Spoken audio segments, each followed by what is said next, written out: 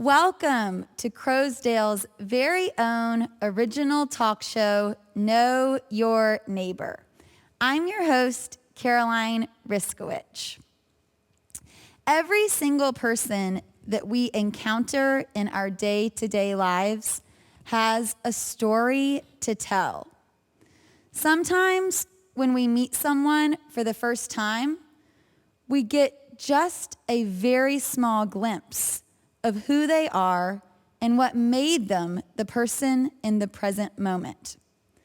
Our goal with this show is for everyone at Crowsdale to learn more about the people we share this community with. So sit back, relax, and get to know your neighbor. Today, I am joined by one of my new friends, Miss Nancy Marks. Nancy lives here at Crowsdale and has for a few years.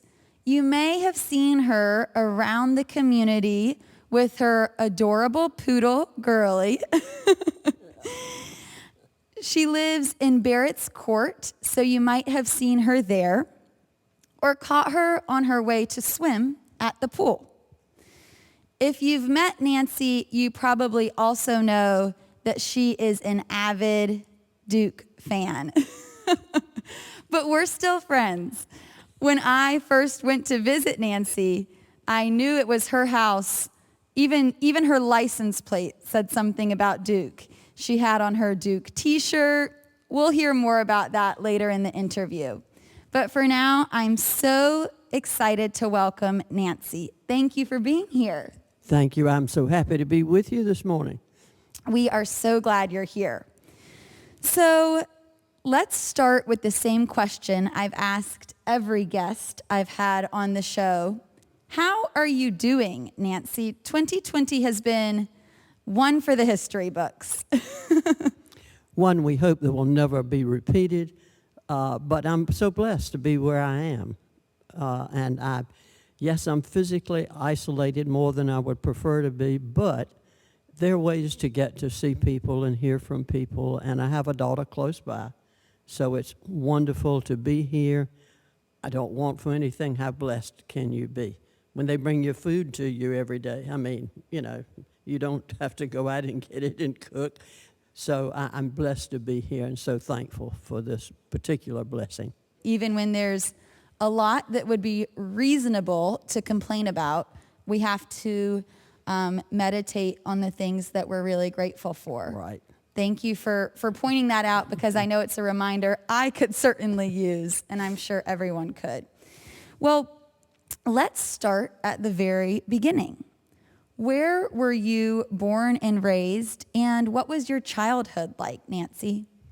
I was born and lived through my high school days in Washington, North Carolina. Now, that is the original Washington. Some people call it Little Washington, but it really is the original Washington.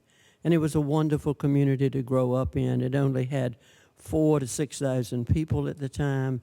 My father was a farmer, a livestock dealer, a meat packer, so I started out on the farm, which I adored, and I could walk barefoot in freshly plowed dirt, which feels so good. You ought to try it. And I had ponies and I had dogs, which was there with me for the rest of my life. So it was a wonderful way to start. And I'm thankful for that blessing too. There really is nothing better than walking barefoot in the dirt or grass, is there? Freshly plowed dirt. Try it. It's wonderful. Maybe we should take our shoes off and take a little walk in the rain after this. Okay. What did you like to do as a child? Did you have certain hobbies or passions or any idea of what you wanted to be when you grew up? Music was always a part of our life. There were 5 children who fortunately were able to grow to adulthood. My mother was a pianist. We all played an instrument. We all sang in the church choir and in all the choral groups at school. So I had an older brother and sister, 2 younger brothers. So it was a wonderful, loving, supportive family to grow up in.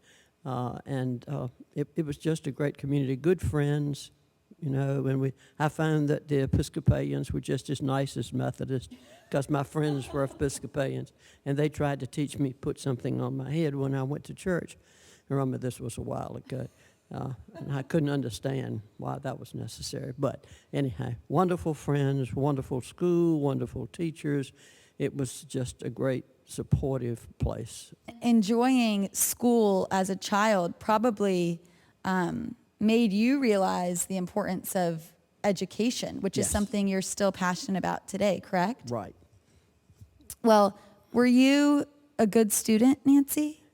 Well, yes. I did well enough so that I was able to get into Duke, which also was a family thing. My older brother went before and after the war. I entered in 1950, another brother in 54, another brother in 58. We all went to grad school. We all worked there. My child went there later and worked there. And my great niece, we now think has 6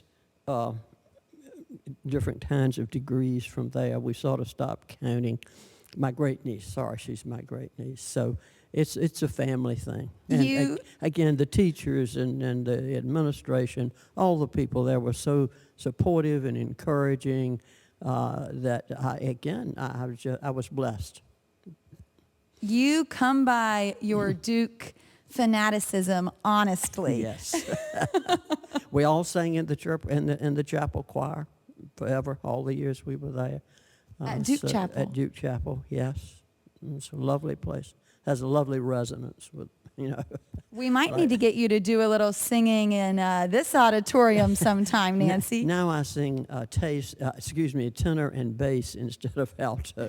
It's sort of fallen a little bit. No, you just have an expansive range. Don't worry. So you gave us a little background on your educational history. You said you did well enough in high school to get into Duke. And was going to Duke always a dream of yours because you had siblings go there? Sort of, and then I had cousins who lived in Durham and who used to come home and to Washington and talk about Duke and the Blue Devils. And so, you know, some of my friends were going to Woman's College, which would have been a good choice and probably would have been my second choice then. At that time, women could not go to Chapel Hill for the first 2 years. You could only go as a transfer student for the last 2 years. See, this is back in the dark ages, so that was not an option at that time.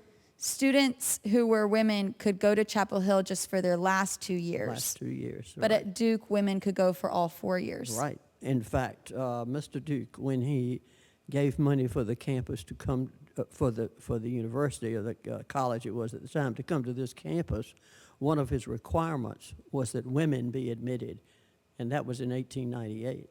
So women have been admitted to Trinity College, Duke University, ever since it's been here. So it is one of the glories of our history.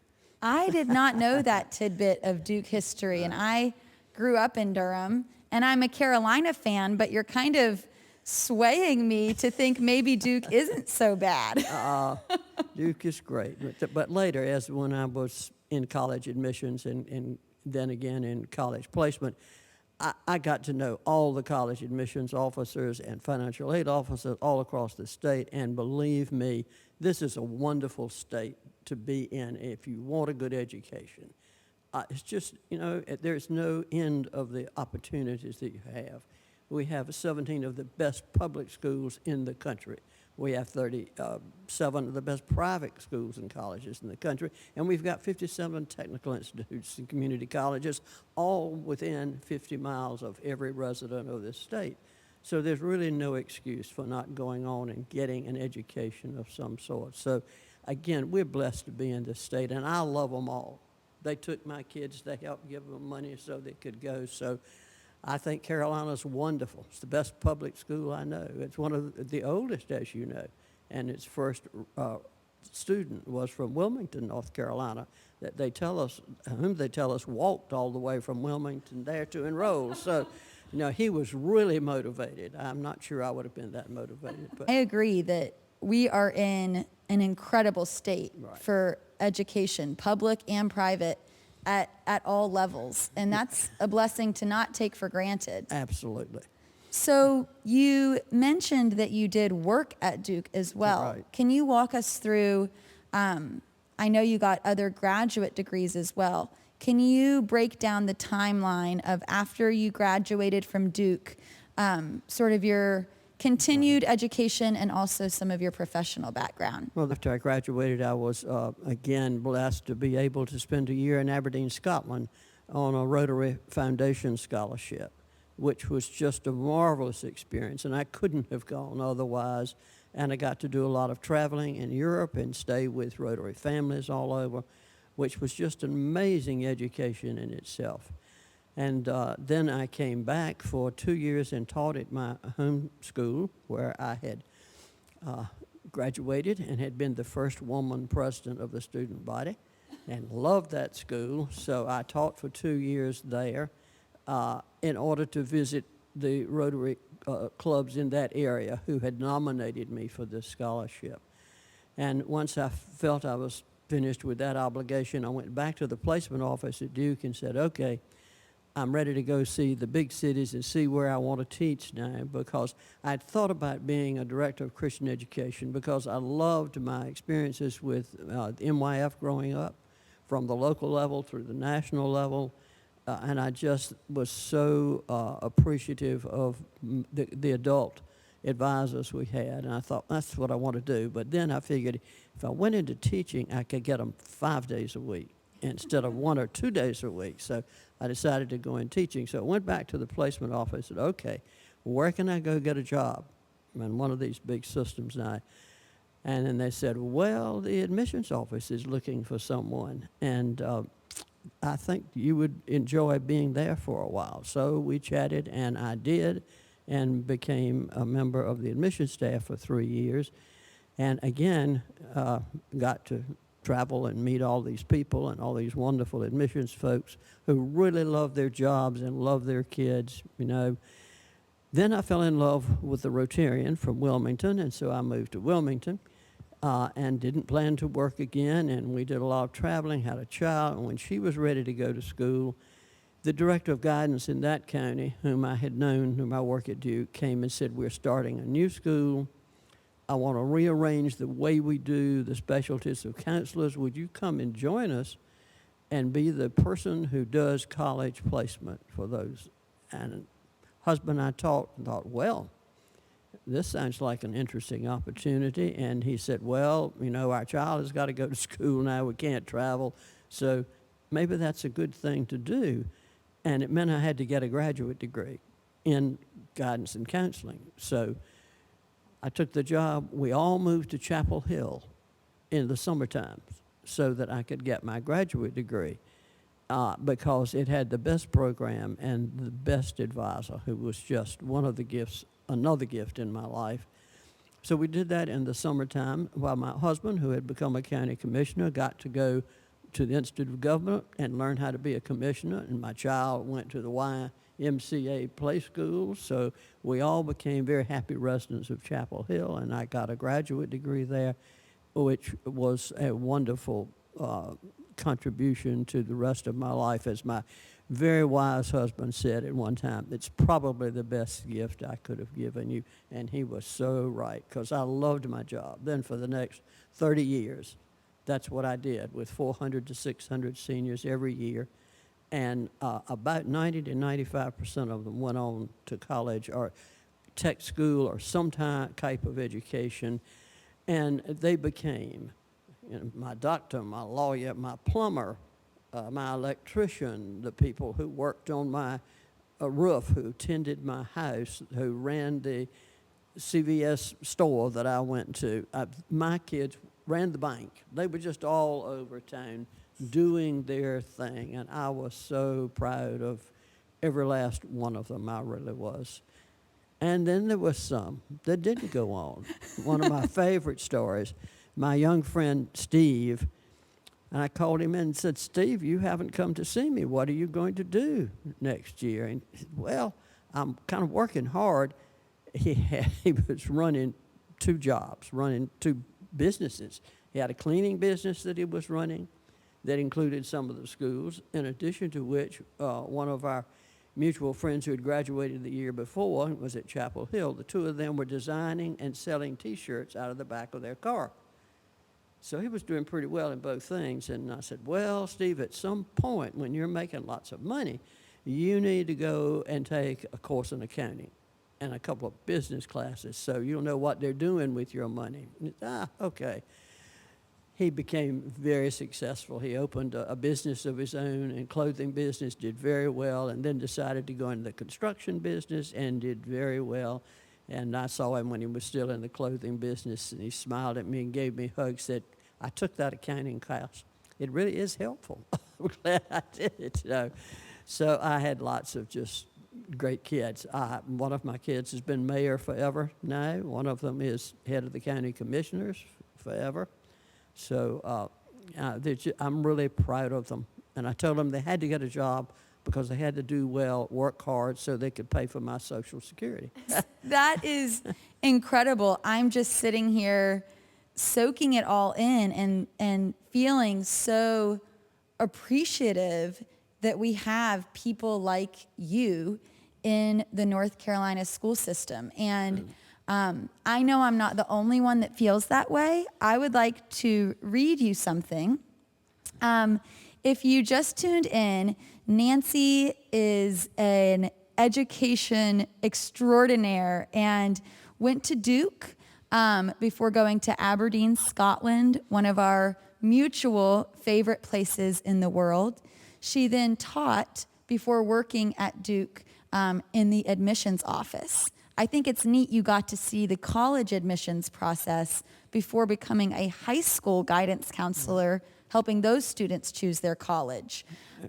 You got to see both sides, and then you worked with those high schoolers for 3 decades. Is that right? And Nancy just told us a story about one of her students, Steve Anderson, who had not come to the guidance counselor's office and maybe should have been paying Miss Marks a visit at school. And he's very successful now. And I actually reached out to him. Oh, you're kidding. And he had something that he wanted me to share in this interview today. Steve Anderson sent me this. I'll never forget stopping by Mrs. Marks' office the spring of 1975, the last week of school, before graduating from J.T. Hoggard High School here in Wilmington. As we finished our short visit and goodbyes, she reminded me of what she had told me throughout my high school career at Hoggard.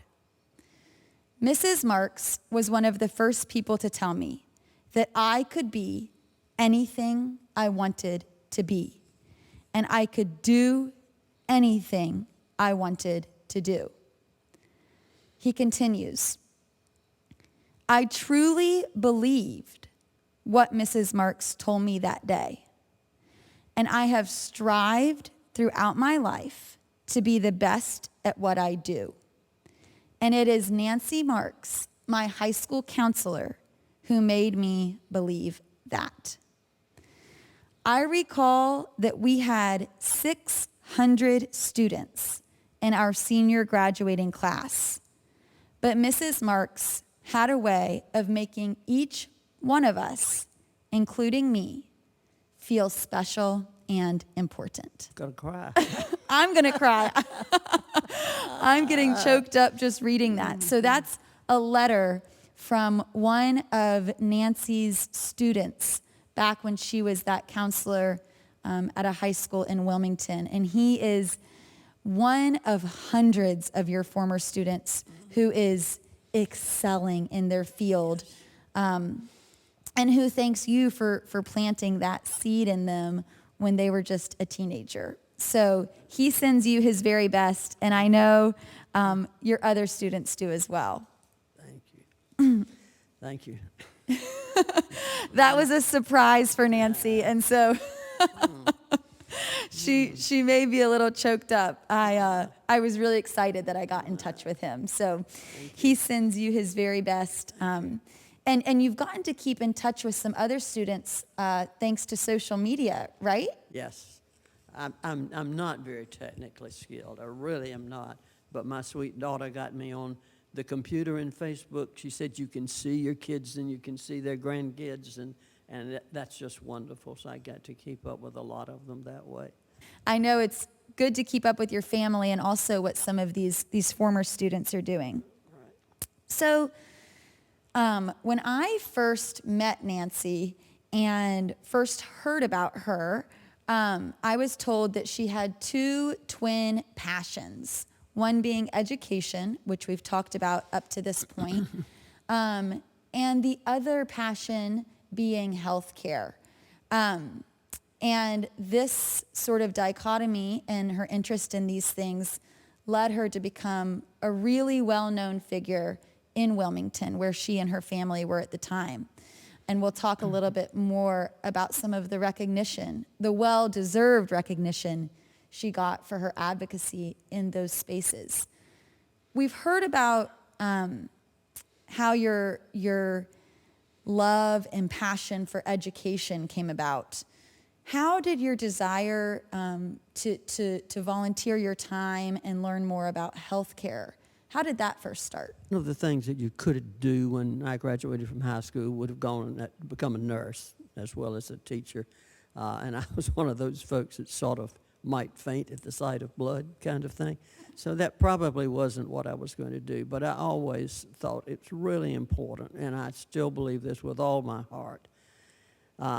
In fact, I will say, if you will give me the pregnant mama in her first trimester of pregnancy, and let me be sure that she has good health care, good nutrition, and knows how to read, and that we look after that child once it's born through the educational system.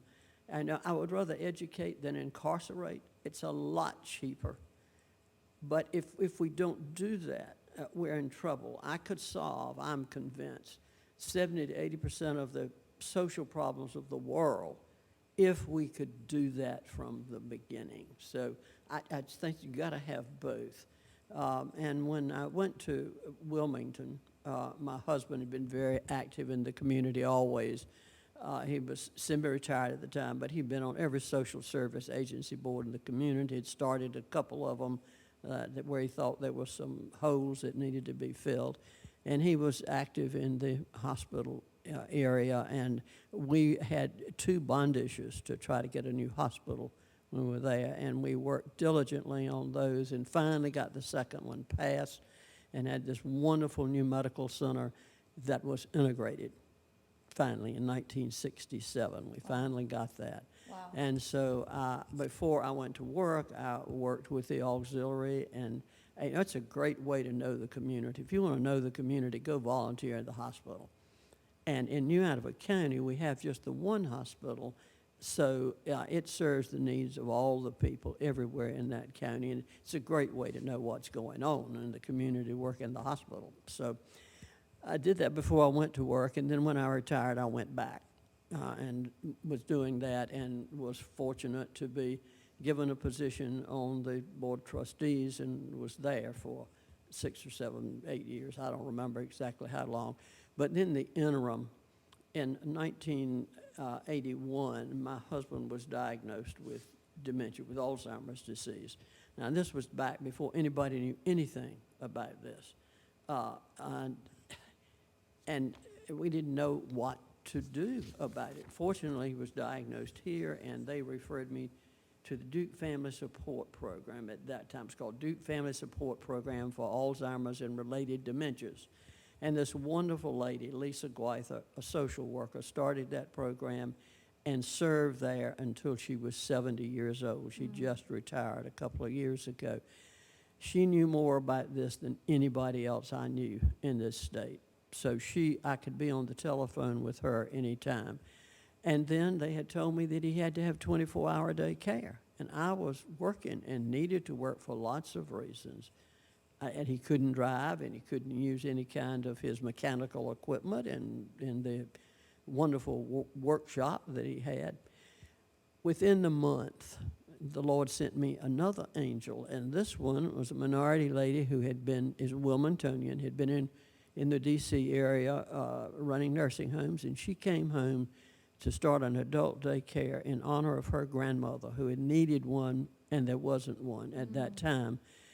And that was in right downtown Wilmington, in the Episcopal Church in downtown Wilmington, areas that my husband was very familiar with physically. And he looked great, and he was healthy and handsome, and, there was nothing wrong. He just didn't remember what he had for breakfast or if he had breakfast. Right. So he was one of the first clients there. And she was wonderful with him. For 4 years we stayed there. And I would be able to leave him at 7:30 in the morning and pick him up at 4:30 in the afternoon, which was great for him. And he would walk with her down to the bank and the post office in the morning and speak to all the people who knew him, and he knew them. Then he was not quite what should be to be there anymore because he walked all the time. And this wonderful lady from Lisa from here helped me find a place here in Durham that had a special unit for mobile dementia patients. So again, something nobody had ever done before. So there were 20 residents, 10 men and 10 women, and we were able to get a place for him, and it was great. It was the first time we'd been in a place where everybody had been trained to deal with dementia patients, and they were all wonderful. So I would come on the weekend. Sarah was in graduate school. Our daughter at Chapel Hill, she was here all the time. So we were able, with their help, to look after him for another year and a half until he had a little bit of the flu and was in the bed for 2 days. And then when he tried to get up, he couldn't remember how to walk. So he was no longer appropriate for this dementia care for mobile patients. So we were able to take him home to the very nice nursing home there that is started by a fellow who was a friend of Ham years ago in honor of his mother. So he was there for another 8.5 years. Wow. Physically strong, couldn't, had no other problems, but had to stay in the bed and be turned every 2 hours. And so going through all of that, one of the things that Sarah and I decided we could do, one, we could look after him. We could be sure he got the best care possible. He more than deserved it. 2, we had to share these experiences with other people. You had to get Alzheimer's and dementia out of the darkness and into the light so that people had an idea of what it is and how can you look after them, because there were people all over the community that had this problem, and folks didn't know where to go to get help, So it was a wonderful experience to get to know those people as we would do presentations, and folks would say, "I'm so glad to hear this." So, and then a wonderful physician came while he was in the nursing home who was a specialist in geriatrics, the first one we'd ever have in New Hanover County. And she knew all about dementia, as opposed to the wonderful doctor who had looked after him forever, who said, "Oh, he's just like my mother, he's getting older." He loved him, but he didn't understand. So, I had lots of angels in my life who came to help me look after Ham. And Sarah and I thought, this is the way we can give back, is to learn all we can, look after him, and share this with as many people as possible. I think that is so incredible and something to be really, really proud of. I think there's probably few things in life that could be as heartbreaking as seeing a loved one, in this case a spouse, experience Alzheimer's and dementia. And it would be completely and totally understandable to be buried by that as a family member. And I think it's really just worth noting that you and your daughter, like you said, made 2 promises: to take the best care of him and to spread what you were experiencing and learning. And like you said, bring it to light, because there are millions of people experiencing that exact thing. And by sharing your knowledge from your experience, I think you probably made a lot of people feel less alone in a really scary time. We hope so. What advice did you have? Was there one sort of point that you would try to convey to family members who were going through the same thing as you, who maybe heard you speak or got to know you? What advice did you have for other families going through the same transition that you and your daughter were as your husband was declining with his Alzheimer's? I'd say, first of all, get connected with the Duke Family Support Program because they will know where everything is. And even back in the day, if I asked Lisa a question and she didn't know the answer, which a lot of those, I'll call you back in 30 minutes. It was about a medication or something, and she knew where to go to find the answer. So they have so many more programs. I looked at their website recently, and they're just replete with things that can be of help.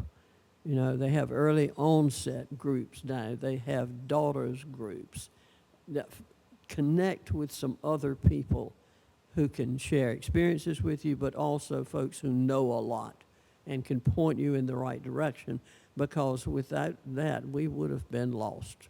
To do it by ourselves at home, there's no way. You need help, so reach out, get some help. I think that's such good advice in so many different scenarios, is to reach out and ask for help, because trying to do things by yourself is a quick way to get tired and to wear yourself out. And I just appreciate that advice to reach out and ask for help. And I know that you helped a lot of families. So you've talked about your dual passions for healthcare and education. And when we first met, you said, if you're healthy and you're educated, you can do anything. And yes. You touched on that with, talking about education over incarceration and talking about, those two things being hand in hand, healthcare and education, being ingredients for success in all types of people. Yes. And that belief that you have advocated for made you really well known in Wilmington and really well respected. And in 2012, Nancy received a Lifetime Achievement Award from Star News Media, which is a publication in Wilmington that has different honorees from different aspects of the community. And in 2012, you received that Lifetime Achievement Award. I want to read an excerpt from the article that resonated with me. And just from listening to more of your story today and getting to know you a little bit over the last week or two, I can see this in you. The author of the article, titled Nancy Marks Lifetime Achievement Award Recipient, is Jim Ware. He wrote this article about Nancy and said, Nancy Marks comes across as the epitome of a Southern lady. And she is. But don't expect to see her wearing white gloves. Quote, I want to get on with it, Marks said. Quote, I want to get things done. Quote. Nancy's fingerprints can be found all over advances in education and medicine across the region and state. A lot of us are dreamers, but fewer of us are doers. And I have been so inspired by your ability to dream and to do. There's a big gap between ideation and action, implementation, and it takes a very special person to be able to make that step and to make things happen. So I appreciate you so much being here today. On behalf of the entire state, I appreciate all you've done for healthcare and education in North Carolina. Thank you. It's just great to be here, and I am thankful for all the folks who are in this place who are still giving in so many ways. And that's what people want to give. They want to do. Sometimes they just need a chance to do it, you know. So this is a good place. Thank you for giving me and so many others the nudge to not just want to do, but to actually do. And thank you for tuning in to this episode of Know Your Neighbor. I hope that you've enjoyed getting to know Nancy Marks as much as I have.